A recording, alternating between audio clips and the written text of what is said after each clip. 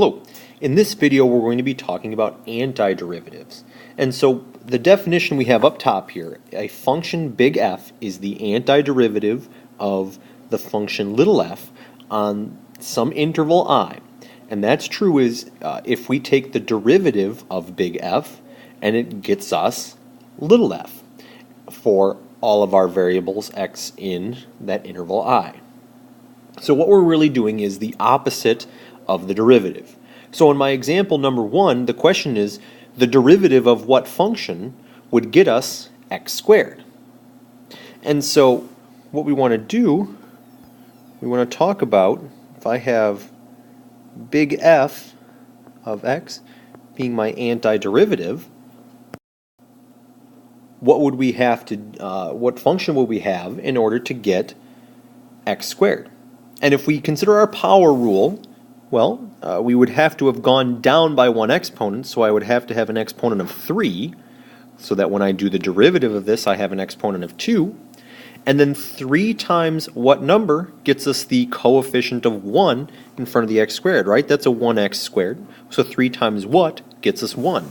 And the answer, of course, is 1/3. So 1/3 x cubed is the antiderivative of x squared. But the problem is that's not the only one. For instance, 1/3 x cubed plus 50 would also be the antiderivative of this. I would take my, to find the derivative, to find f prime, I would take 3 times 1/3 to get 1, decrease my exponent to get down to 2, but then the derivative of 50 is nothing. 0, so we just end up with x squared again. So the most general form of this function's antiderivative is 1/3 x cubed plus some constant c. And we'll find that the most general form of all antiderivatives have to have that c attached. So here you can see I have the theorem stating what we just talked about. So big F is my antiderivative of little f.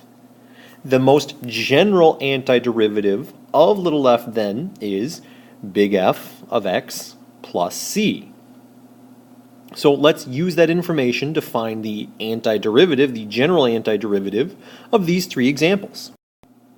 The first one we're looking at is sine of x.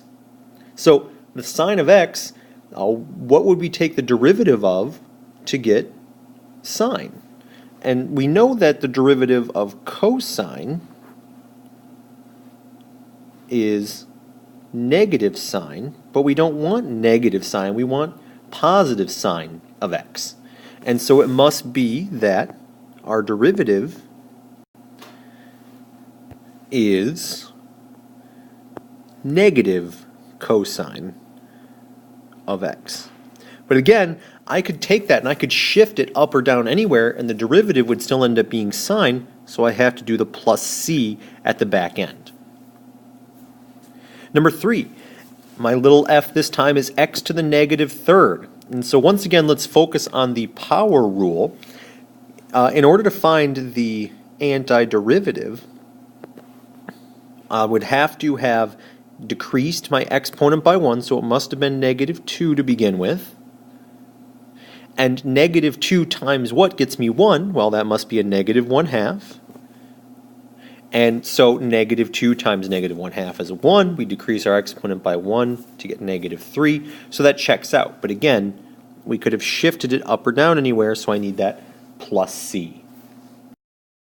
But notice that in my original function, f, little f, that x cannot be 0.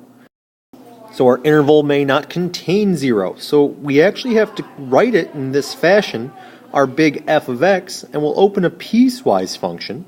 So it's going to be negative 1/2 x to the negative 2 plus some c1 for x is greater than 0, or negative 1/2 x to the negative 2 plus c sub 2 if my x's are less than 0.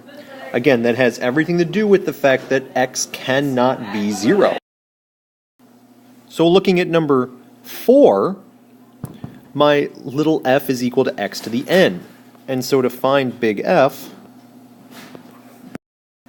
we notice that we would have to, again, we must have decreased our exponent by 1, so it must have been whatever n was plus 1. And n plus 1 times what gets us 1? Well, that's 1 over n plus 1, and then we do our plus c.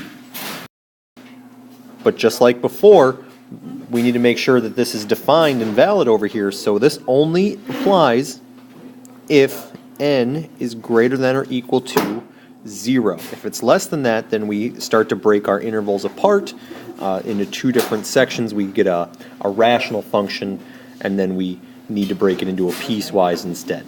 So that's your crash course on antiderivatives. For now, we are done.